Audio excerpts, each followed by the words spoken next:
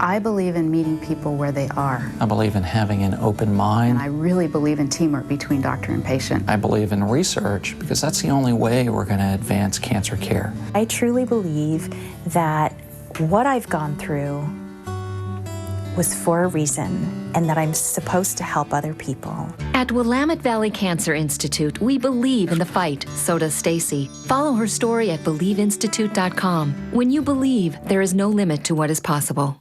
Sometimes it's not about what you lose, it's what you gain. Gain back your confidence and say goodbye to stubborn fat. Introducing Cool Sculpting, clinically proven and FDA-cleared non-surgical treatment that says goodbye to love handles and muffin tops. Cool Sculpting takes very little time and very easy to fit into your daily life. No needles, no surgery, no downtime. Simple, easy, safe. Get your confidence back. Call the Spa Side at Aesthetic Plastic Surgery to schedule your consultation today and get a better you.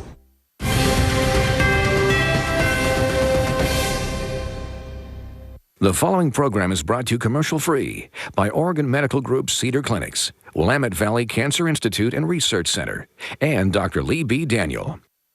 Now what? Like, how am I supposed to live my life? It's like that fear of reoccurrence, that fear of just moving on, and that lovely saying, the new normal. I have always been very scared to get breast cancer. Now I feel like if it does happen, I can be strong. I have a huge group of family and friends that pray for me every day.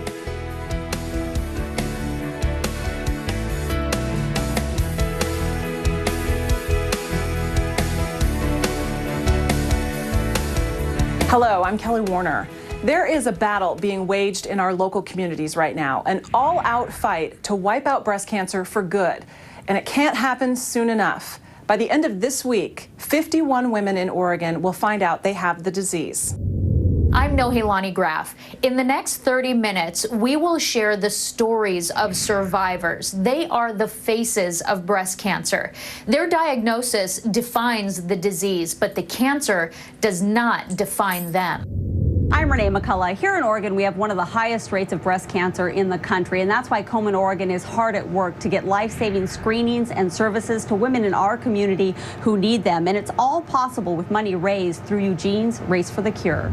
For thousands of people, like Stephanie Sanders, the Race for the Cure is personal. She's a mother, she's a wife, and she's a breast cancer survivor. She's been through a lot. And as she shared with News Source 16's Angela Brower, her battle is not over yet. Stephanie is trying to make it to 2 years in remission. After 2 years, the chances of her cancer returning are considerably lower. Looking back, Stephanie says while the fight to survive was obviously a difficult one, she says she's glad that she did it early in life, and she's glad that she didn't do it alone. This is Stephanie Sanders today. I love you. At this time last year, Stephanie Sanders was living a very different life, a very unsure life as she faced cancer for the very first time. I found a lump when I was breastfeeding, so we met with the radiologist who said, there's no way this isn't cancer. In a fight to kill the cancer, Stephanie got a double mastectomy, underwent numerous surgeries, radiation, and chemotherapy, some of which you got to see air on News Source 16. I had no family history. I breastfed. I used organic deodorant, whatever. You know, you just don't think it's going to be you. Stage 2, triple negative breast cancer. The odds were not in her favor. With triple negative breast cancer in my age and my stage, about 1 in 3 women will have already died at 5 years. So most of them have it come back in the first 6 months to 2 years post-diagnosis. Are you gonna get a plum? It's difficult, but it's also really, really good to look at death and face that and say, do I like who I am? Are there things about me that I want to change? And I'm not gonna wait around. Stephanie is no longer waiting around to do anything. She's active, trying to make a mark, a legacy of herself. My husband's, well, he's had to go through the fire of in sickness and in health. You see, Stephanie's diagnosis isn't just a story of survival. It's a story of the success in love and marriage through trials, tribulations, the worst of the worst. Their marriage now stronger than ever. It's been tried, it's been in the fire, but it also can be just really fun to see your spouse pressed to the limit and still come through a better person. Being a better person is exactly what Stephanie wants for herself, too. Maybe a bite. No matter what limits she's given, it's a life lesson that Stephanie is trying to prove. Even with 4 kids and stage 2 cancer, there is hope, happiness, and healing at the end of everything. It's the hope with every generation it will get better, that screening will be better, that the diagnosis and all the things that they have available to treat will be better.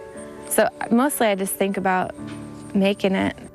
Stephanie has had 2 scares since her treatment, but all of those tests came back negative. December 2013 will mark 2 years since she was diagnosed. I'm Angela Brower, News Source 16. Stephanie is just one of thousands in Oregon alone waging war on her illness. The reality is 11 women will lose their battle with breast cancer this week. But here's the good news. Breast cancer mortality rates are down and 5-year survival rates are up. And it's because of the hard work of organizations like Komen Oregon and people like you working hard to support them. Sure, some women are at higher risk of getting breast cancer, but really, this disease doesn't discriminate. It doesn't see color or social standing. But earlier this year, it did suddenly get political, weakening the power of the pink movement. And now the leader of Komen Oregon is out rallying racers to remind them of the ultimate goal of finding and funding a cure. At Race for the Cure, there are sights, there are tears, there's hugs, and sounds, there's laughter that tug at your heartstrings. Yeah! It's fun. Thank you very much. But the cheers for Komen were quickly silenced in January, and supporters immediately pulled away after the fight against breast cancer suddenly found itself at the center of a political fight. The National Foundation temporarily pulled funding from Planned Parenthood after pro-life politicians filed a federal investigation. That move had pink supporters seeing red. I was among the people that were angry and outraged, and I was angry at Komen. At the time, Thomas Bruner was one of those critics. Perceived to be the politicization of our work, and it made me mad. He didn't work for Komen then. It was months later that he took the job as CEO for the Oregon Southwest Washington chapters. His job quickly became mending fences and reminding people about the reason behind the ribbon. There are many more women who are harboring tumors as we speak that are undetected, and they don't know they have them. And that's why we do Race for the Cure. A lesson he learned in his own home as a teenager when his mother was diagnosed. At the end of the day, this affects everybody in a family. Financially, practically, spiritually, emotionally. So you bet I have a connection. Bruner wants it known that Komen Oregon is its own nonprofit under the umbrella of the Komen name. It immediately denounced the move to pull Planned Parenthood grants, even though that organization has never even asked for funding in Oregon. So we're not sending money to pay the national organization's bills. We're pooling our money and having a bigger impact in breast cancer research. Still, the crowds at Seattle's race thinned by 40%. The problem, punishing the local chapter hurt local people. I was diagnosed with breast cancer a year ago, July. Tracy Strimling is one of the faces of breast cancer. Her diagnosis moved her to become one of the top local fundraisers in our area, making sure that the 30,000 low-income and uninsured women in Oregon who will be diagnosed this year have the same chance she did to fight this disease. I know that it's been a tough year for them politically. But when you're given the diagnosis of breast cancer, you don't really care about the politics. If you need help, if you need funds, if you can't get a mammogram without that help, then it doesn't really matter. They offer an important service. And that's the message. It's okay to be mad, but it's about more than money. Don't walk away from the women and families who need help. Walk together to find a cure. They need us more now than ever, and that's why we need people to stand up with us. 75% of the money raised at Eugene's Race for the Cure stays in Oregon to help low-income women get breast cancer screenings and treatment. 25% is invested in cancer research, some of which is happening here in Oregon. Komen recently gave a $450,000 research grant to Providence Cancer Center as well as Oregon Health and Science University. Since Komen, Oregon started its work 20 years ago, breast cancer deaths have dropped by more than 30%. The key to that is early detection. You can't find cancer unless you look for it. And the sooner you find it, the greater your chances of beating it. That's a message Dr. Kathy Jacola can't stress enough to women these days. She's a radiologist at Oregon Imaging in Springfield, and she says regular mammograms starting at the age of 40 are so important. I get mine every year. I mean, you know, I see this. This is the life that I live. I see it every day. And I see people who put it off, who don't come in for 3 or 4 years, and they come in with cancers that I would have seen years before if they'd come in to be screened. Dr. Jacola says you can reduce your risk by knowing your risk. Find out if you have a family history of breast cancer. If you do, you may need to be screened earlier than age 40. Ask your doctor which tests are right for you. Now, once you're 40, schedule a mammogram and have one every year. And you have to know what's normal for you. Do a self-breast exam every month so you'll be able to tell if something changes. A Cottage Grove woman says she's alive today because of self-exams. That's how she found a lump 2.5 years ago. She fought it, and everything was going well until this past May. Now she's found herself in a whole different fight. I guess being a science teacher, none of this creeps me out, but you can feel the tube going up, you know, into your neck. Christine Buxton is undergoing chemotherapy again. 2 years after her first diagnosis, this is not where she expected to be. You do kind of start moving on with your life and you think, oh, I'm good, but then you still check. And that's how this high school teacher found cancer a second time. A week later, she was in surgery having her breast removed. And in that week, her cancer had doubled in size. That's how scary this stuff was. That's why, despite the anxiety she sometimes feels about the cancer coming back, Christine was more than willing to share the latest chapter in her story with us. Let's see if it's working. Each chemotherapy session takes about 3 hours. Christine passes the time with the help of her iPad. So I built a city. There's my city. But there's also plenty of time for her to think about what she's going through. Christine admits that every once in a while, she can't help but think, was it something she did that brought the cancer back? Could she have done more to prevent it?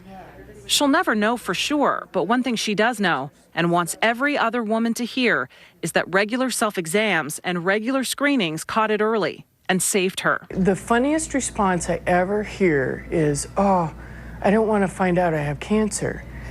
And the thing is, it's, you know, the mammogram doesn't prevent the cancer, but it sure gets it early enough where I'm still here.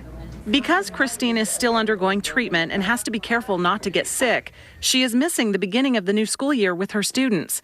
But just as this teacher looks for lessons to share in the classroom, she's learned a few things from the cancer, too. I smile, I think, more now than I used to, and I am conscious about making sure I am kind to people, because life is too short. I want to know that I have treated people with kindness all the time and try to be happy. Christine is just finishing up her last chemo treatment, and she hopes to take part in the Eugene Race for the Cure. And if all goes well, Christine will be back in the classroom teaching her high school students by the end of the month. Christine found both her cancers through self-exams, and she got a monthly reminder from our 16 Checks In program. And it's easy for you to get those reminders too. Just log on to KMTR.com, click on the 16 Checks In tab. Once you do that, simply scroll down and sign up. It's free to join. Just fill out the registration form with your name and email address, and that's it. And then on the 16th of every month, we'll shoot you a reminder to do your self-breast exam. It doesn't get much simpler than that, and it could save your life. It saved Christine's. One of the team captains at this year's race knows far too well just how devastating breast cancer can be. She lost her mom when she was just 12 years old, and that was 8 years ago. When you look at the pictures, Brooklyn Brussey looks like any other teenager. Graduation, school dances. But look closer, and you'll notice one thing is missing. her mom. I mean, I remember like my 16th birthday, my 18th birthday, my graduation. One thing I always think about is my wedding. I think that will be very hard. Gina Kosmas was just 34 when she lost her battle with breast cancer. As a kid and not knowing the truth, I think that was the hardest part because 6 months went by and she was fine, but then it came back and a couple months later she died and I had no idea it was even bad. She died 11 months after she was diagnosed. She left behind a new husband and 3 children. I have always been very scared to get breast cancer. Breast cancer runs rampant in Brooklyn's family. Her mom's 3 aunts were all diagnosed with the disease. Doctors were shocked to find out her mom didn't have the breast cancer gene. Wanting to know her odds, Brooklyn went in to find out about genetic testing. The doctor goes, "Hi, Brooklyn, I met your mom when she had cancer," and I started bawling. And it's not very often that I meet people aside from family that have actually met my mom or knew her or know what she went through. Since the testing is so expensive, she won't do it. Instead, her grandpa on her mom's side will get it done in hopes of ruling out whether her cousins and aunts have the gene. She will start getting mammograms when she's 24. They'll do it 10 years earlier than my mom died. Brooklyn knows the dangers. I've always considered having a double mastectomy and reconstructive surgery. But she says she's also optimistic. When I started working at Komen, I think one of the best things they push is that early detection is the best protection. So the survival rates right now for stage 1 breast cancer is 99%. And to me, that's crazy. We've never been able to say that before. And I'm not scared anymore. And that's why she helped form Gina's Believas. So my mom's name was Gina Kosmas, and she always said everything happens for a reason, just believe. Not only is Brooklyn's team one of the largest, she's also one of the top fundraisers. It's very emotional. It always has been, but I think you get there and you see the sea of pink, and I've said before, there's nothing like it. After much internal debate, she got a tattoo, the words, "I love you," in her mom's handwriting. I mean, every time I think about it, I almost get emotional, and I just think it's so cool to, I mean, she's been gone 8 years as of July, and I still, I was able to get her handwriting on my back. But one thing has stayed the same, her hope to spread the message about what Komen and the community can do if we just work together. It's not only for the people who have already been affected by it, but it's for us and our kids and their kids and our friends and sisters and all the people who are going to be affected by it in the future. 25 cents of every dollar raised by Komen Oregon goes specifically to developing new therapies that can slow down breast cancer or knock it out altogether. And researchers are now paving the way for more personalized care through clinical trials. Tuli Cable is a breast cancer survivor. She admits she's gotten complacent about getting regular mammograms. Then she found a lump herself. Fortunately, the cancer was in its early stages. Tuli was part of a radiation study at the Willamette Valley Cancer Institute and Research Center in Eugene. She says she's more than happy to be part of a study that will create better treatment for other women, since it was clinical trials that helped create the treatment she's received. In the past, when you had a small tumor like this, they just take everything, muscle, lymph nodes, just take everything. And so this regimen gives a woman a chance to keep intact, and which I am. I have a small scar. And to have this as much chance as a woman who had the total radical mastectomy gives her the same chance of not having a recurrence. Doctors at WVCI are currently involved in about a half-dozen breast cancer research studies locally, and many are showing promise, including one involving Herceptin, which Tuli is receiving. Herceptin is an antibody that's been engineered to help the body fight off breast cancer. It goes after a target called HER2, which is one of these key drivers in breast cancer. And by treating the cancer with an antibody, it recruits the whole immune system to fight off the cancer. Several of these studies have led to drugs that have been FDA approved or soon will be to go after HER2. When it comes to fighting cancer, the more eyes, the better. That's the thinking behind a group of Lane County physicians that meets several times a week. They call themselves the Breast Cancer Tumor Board, and they meet specifically to present the cases of local women and to get input on the best course of treatment for those patients. With so much expertise in one room, a physician can present a case and within 10 to 12 minutes create a treatment plan that they can then share with their patient. They are getting the input that's necessary for them to make very difficult decisions. It's a very scary time, and the shock, you know, and to be able to have your case looked at quickly by a lot of different care providers with a host of different experiences, that you are able to be kind of cared for comprehensively right from the very get-go. A woman can choose to have her case presented at the tumor board free of charge. Then, with that information, she can make the best decisions about her treatment without having to visit all those doctors individually. When you receive a cancer diagnosis, there is suddenly so much to think about. First, the medical road. Will you need surgery, radiation, chemo? Then there's finances, family, the future. News Source 16's Megan Higgins explains that's why more clinics in Oregon now have patient navigators on staff. A patient navigator is a person who can help you prepare for what's around the next bend in this unexpected journey.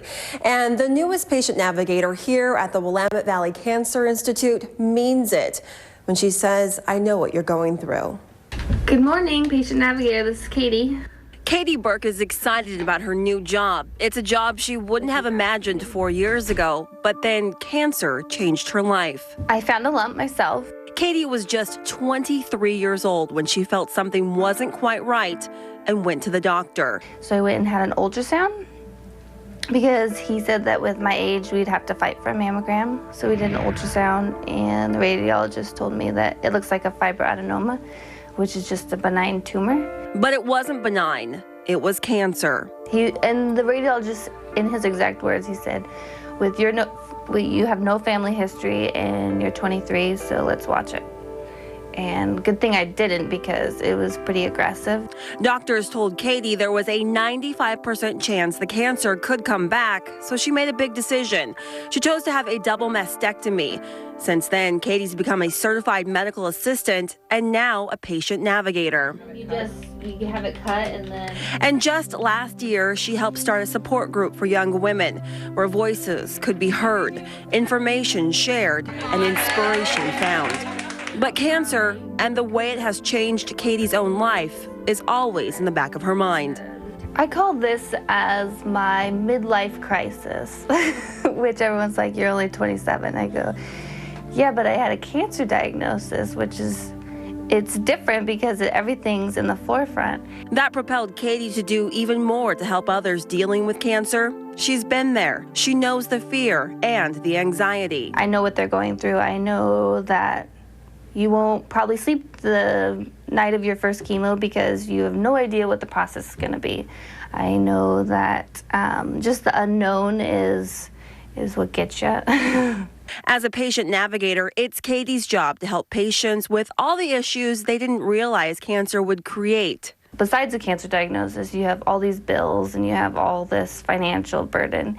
And if I can help somebody with those little things so they can focus more on just their treatment and fighting and getting through that aspect, you know, it's huge, really huge. Katie can't predict the future, but one thing she does know for sure, she hopes to share with every patient she encounters. That there is hope out there, that there is help for all aspects of it, and that you're not alone. Katie's Young Women's Group is still going strong. It started with about 10 women in their 20s, 30s, and 40s, and now there are about 30 women involved. I'm Megan Higgins, News Source 16. For so many years, doctors were focused mainly on just treating the cancer. But in the last 20 years or so, physicians have begun to realize the need for programs to help survivors deal with the issues after treatment is over. Physical issues, psychological issues, emotional issues. Katie Burke, who you just heard from, recently graduated from a newly created survivorship series offered at Willamette Valley Cancer Institute.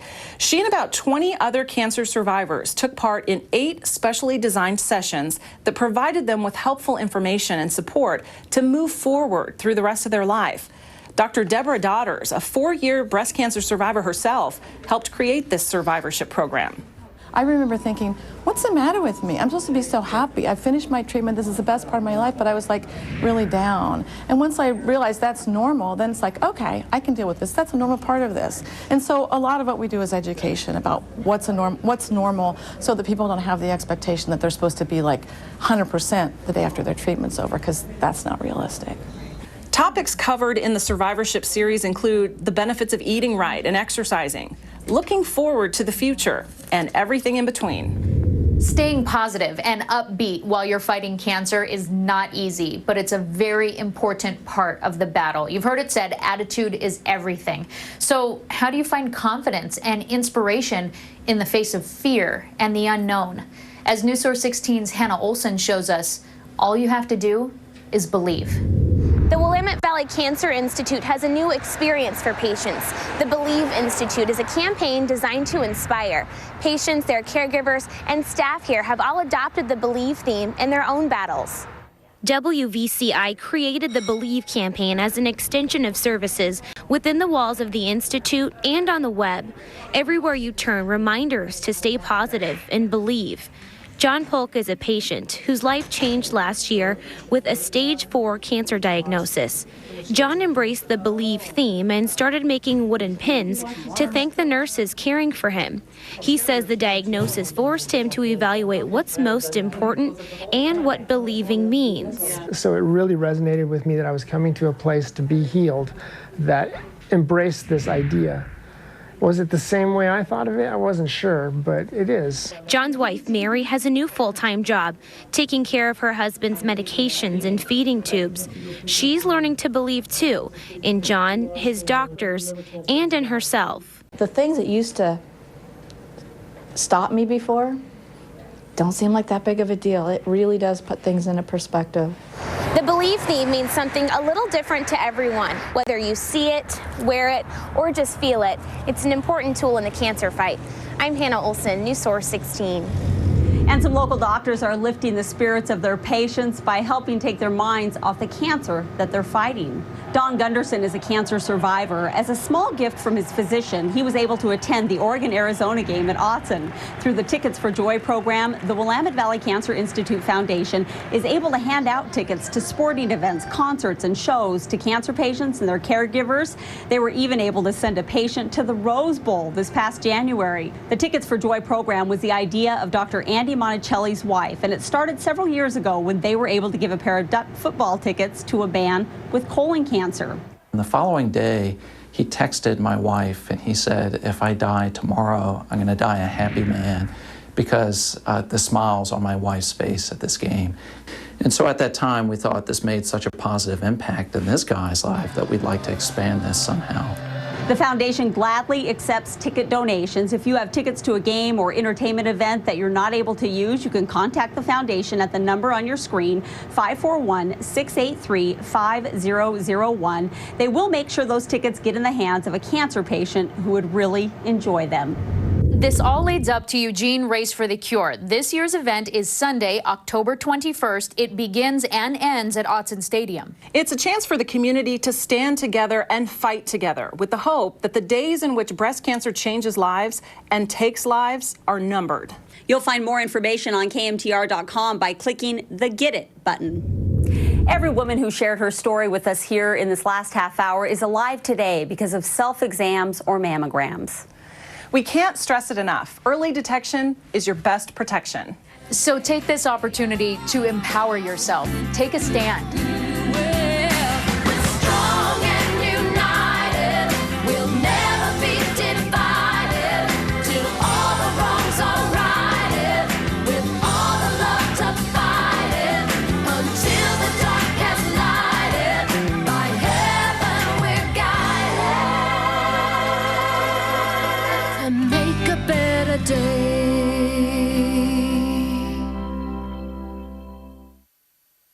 Faces of Breast Cancer was brought to you commercial-free by Oregon Medical Group Cedar Clinics, Willamette Valley Cancer Institute and Research Center, and Dr. Lee B. Daniel.